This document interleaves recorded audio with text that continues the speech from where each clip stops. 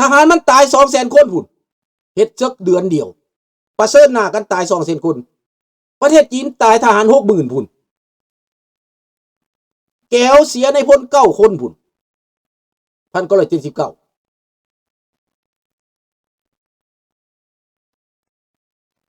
เรื่องการฆ่าเอาฆ่าน้ำไผก็ได้อเมริกาก็ยังฆ่ากับจีนน้องธนพรต้องเข้าใจอย่างสั้นการฆ่ากับใครก็ได้แต่ถ้ามันเกิดสงครามที่อ้ายเว้านี่นะถ้ามันเกิดสงครามเนี่ยนะทางออกของประเทศไทยและประเทศลาวไปทางไหนรู้ว่ามันไปทางอเมริกาจังไปได้แถวนั้นน่ะเจ้าบ่ไปมันก็กำข้อให้ไปอเมริกามันยึดโลดแน่นอนโลดถ้ามันตีกับจีนมันยึดเอเชียโลดมันตีตะเวนออกกลางมันก็ยึดเบ็ดแถวนั้นฮอดตุกกอกตุกกี้ก็ติงบ่ได้เห็นแล้วบ่ประเทศในตะเวนออกกลางมีประเทศใดตีอเมริกาหักหลังนั่นเพื่อป้องกันยูฮูเซนนั่นมีประเทศใดถามว่ามีประเทศใดป้องกันฮุนเซนนั่นอันซาดัมนั่น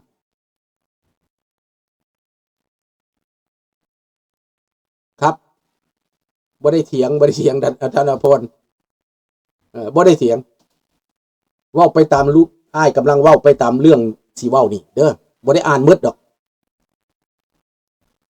ดังนั้นพี่น้องในตอนนี้นะ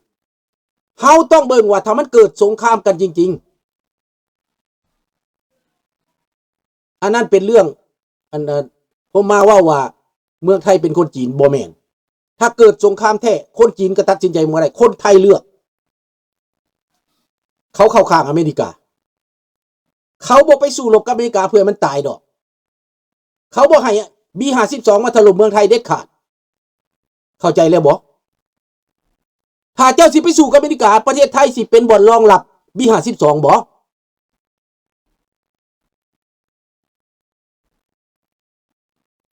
เจ้าต้องคิดแ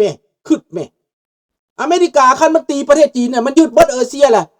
ทหารไทยสิไปรบกับอเมริกาและทหารไทยสิไปเสือทหารจีนกว่าทหารอเมริกาความสัมพันธ์ที่เขามีกับอเมริกามันมา200 ปีมาแล้วเขาก็ฮู้ว่าอเมริกาเป็นอย่างไร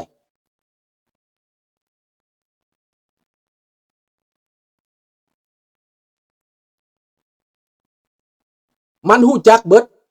จันสีมันฮู้เบิดแต่มันบ่ยอมเสียเปรียบซื่อๆบักทองรุ่นบักสอนใจมันฮู้พอตายแต่มันผิดพลาดมาแล้วมันเข็นฆ่าคนลาวนอกมันข่มเหงเต็งเต็กเขามันฆ่าพ่อตีแม่เขาคันมันสิมาเว้าดีน้ำเขาตอนนี้น่ะมันก็บ่ยอมเสียเปรียบมันก็ได้ตั้งแต่แบ่งแยกซื่อๆ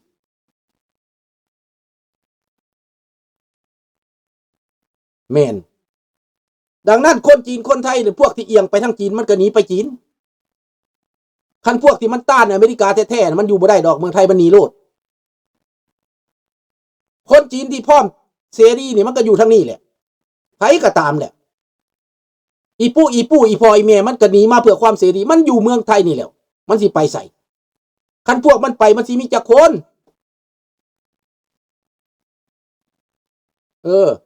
พระเจ้าก็เห็นอยู่มันปากมันเว้าคู่มือนี่มันต่อต้านอเมริกามีพวกนั้นแล้วมันสิหนีคนจีนส่วนใหญ่เขาสิหนีไปทำไมเขาสิหนีไปอยู่เมืองจีนทำไม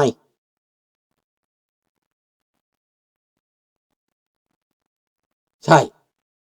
ทหารต้องอยู่ข้างอเมริกาเขาก็ฮู้แล้ว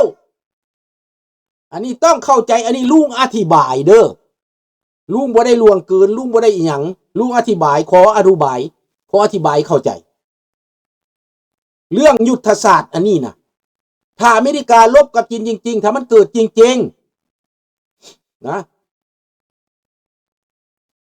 ถ้ามันเกิดจริงๆทหารอเมริกาขึ้นมาเลเซียขึ้นอินโดนีเซียขึ้นเข้าเบิดแหละเขมรลาวเข้าเบิดอย่างน้อยอเมริกามาเป็นล้านคนทหารอเมริกานี่ 7-8 แสนคนมีแน่นอนโอดอันนี้นะเห็นบ่ล่ะดังนั้นก็บ่ยอมเป็นทะเลเพลิงก็อยู่ข้างอเมริกาเท่านั้นและจีนกล้าถล่มประเทศไทยไหมล่ะ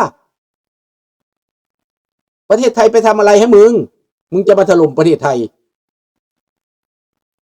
จีนไม่กล้า ถ้าจะทำสงครามอเมริกาก็ทำอยู่ในประเทศขอบเขตตัวเองลบกับใครลบกับอเมริกาก็ลบในเขตประเทศตัวเองอเมริกาจะเข้าไปยึดเมืองจีนไม่อเมริกาบ่ยึดเมืองจีนได้เฮ็ดสงครามกันแต่บ่ยึดเมืองจีนฟังคักยุทธศาสตร์นั่นถ้าเกิดซึกลองเซิงกันนะอย่างจีนมันเฮ็ดก็ยึดไต้หวันโอเคยึดไต้หวัน2 มื้อ3 มื้อถ้าอเมริกาบ่สวยก็ยึดได้ไต้หวันแต่มันจะบ่ลุกลานมายึดไปประเทศอื่นได้แต่อเมริกานี่มาได้อเมริกามาแน่ๆเด้บ่เกี่ยวห้ามเขียนชื่อผู้นั้นผู้นี้เด้อจันสี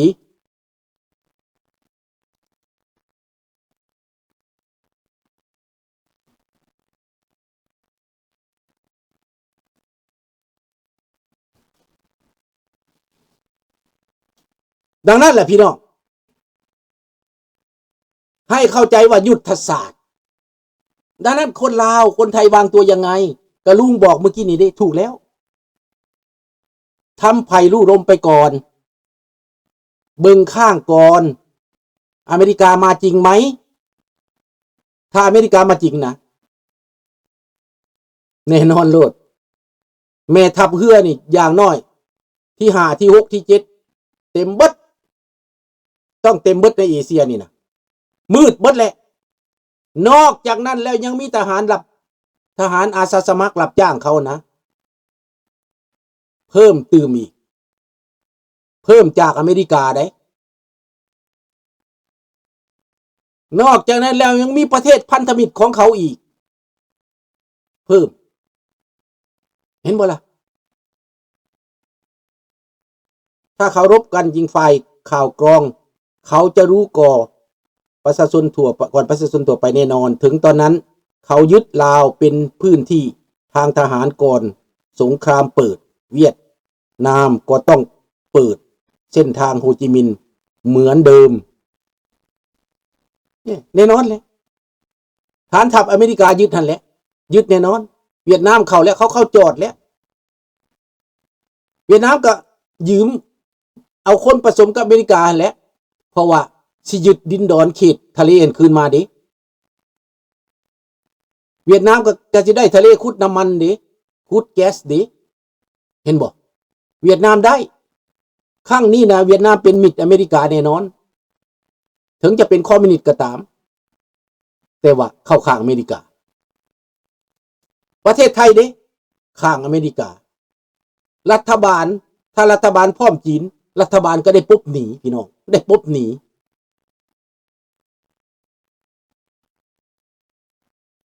บ่แม่นมาถามว่าเป็นหยังอเมริกาจังบ่ยึดประเทศจีนบ่มีความจำเป็นจะต้องยึดประเทศจีนประเทศอเมริกาบ่ได้หวังเป็นหัวเอาหัวมึงขึ้นจีนมาเป็นหัวมึงขึ้นบ่แม่นทำสงครามสั่งสอนทั้งสงครามปราบปรามความเกินเหิมของจีนซื่อ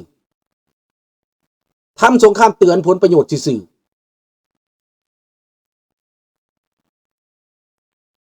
ในสงครามเวียดนามอเมริกามาเวียดมีแต่หมุดดินหนีบ่กล้าสู้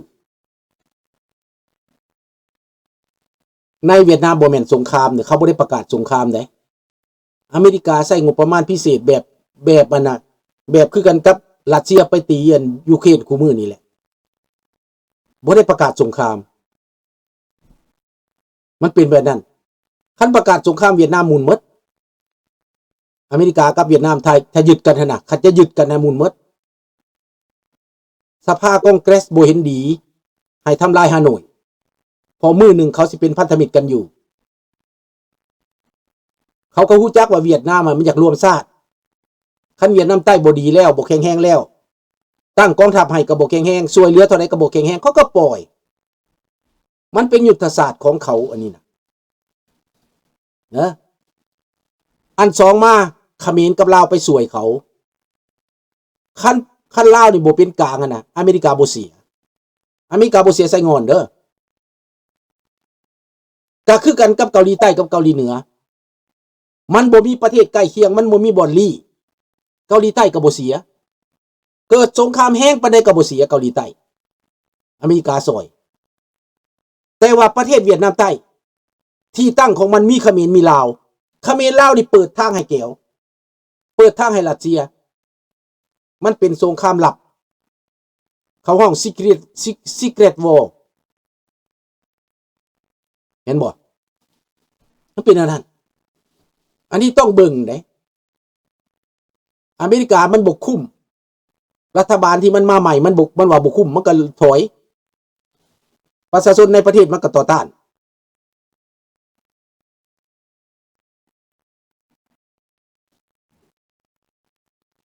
ดังนั้นลูกหลานต้องวางตัวแบบนั้นผู้ใดมักประชาธิปไตยได้ล่ะคันผู้ใดมักคอมมิวนิสต์ก็ไปน้ำจีนโลดเด้อไปน้ำจีนโลดต่อสู้กับอเมริกาโลดเด้อผู้ใดมักคอมมิวนิสต์น่ะไปต่อสู้ไปอยู่น้ำจีนเลยต่อสู้กับอเมริกาเลือกได้ลุงบอกไปโลดคันผู้ใดมักทางจีนน่ะไปเป็นจีนแล้วก็มาตายแทนจีนเด้อถามว่าครอบครัวสิได้หยังนี่อยู่บนนี้แหละถ้าคันมาทางฝ่ายอเมริกาสิได้เห็นหน้าพี่น้องลาวอยู่ในต่างประเทศกับเมือสิได้สวยได้เหลือกันสิได้เพิ่งได้อิงกันแล้วประเทศลาวสิไปรอดระเบิดก็จะบ่ได้ตกใส่ลาวคนลาวจะบ่ให้ยิงใส่ประชาชนคนลาวที่ไปนอเมริกานี่จะบ่ให้ยิงบ้านประชาชนจะให้ถล่มตั้งแต่กองทัพจีนเท่านั้นเห็นบ่การทิ่มระเบิดก็จะบ่ทิ่มใส่ประทั่วที่ทั่วแดนเขายิงใส่เป็นเป้าเป็นหมายนั่นแหละ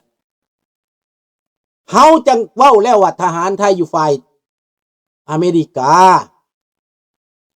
แต่รัฐบาลเฮาบ่ฮู้รัฐบาลนี้มาแล้วไปเด้รัฐบาลปัจจุบันเฮาก็บ่ฮู้ว่าเขาสิไปข้างใด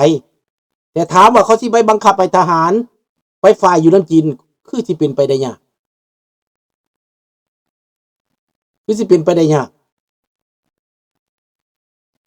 เนาะ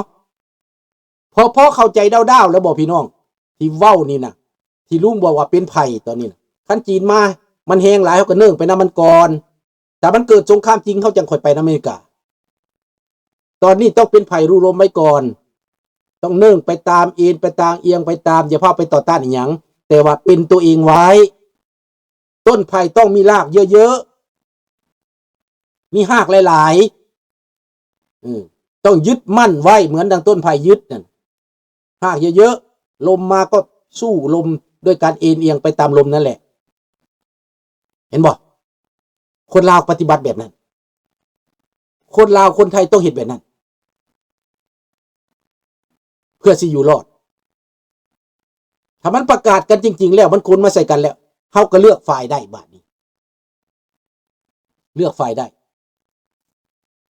ถามว่าอเมริกาข้างนี้สิมีไผมาซอยบ่มีอยู่หักบ่หลายอเมริกาเขาสู้เองได้ไทยซ่อมรบทั้งจีนทั้งอเมริกาโอ้ก็ดีแต่ลุงก็ยังเชื่อว่าทหารไทยบ่ไปเป็นน้ำทหารจีนมันคนละเรื่องเขาซ่อมเพื่อการเมืองซื่อๆซ่อมเพื่อเอาใจซื่อๆ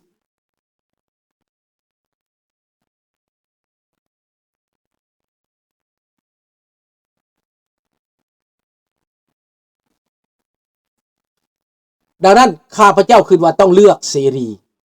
บ่มักทำแต่เลือกทหารอเมริกาลุงนี่นะแต่เดี๋ยวนี้ลุงบ่ได้ว่าบ่มักทำหรือมักทำหลายคนก็บ่มักทำแต่ลุงมักยุทธศาสตร์ของทำตอนนี้กับเอเชีย50ให้ทำ50แต่ถ้าเบิ่งไปอีก6 เดือน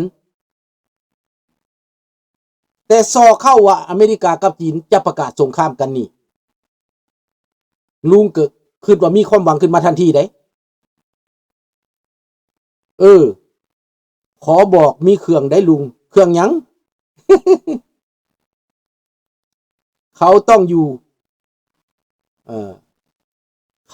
ข้างประชาชนแน่นอน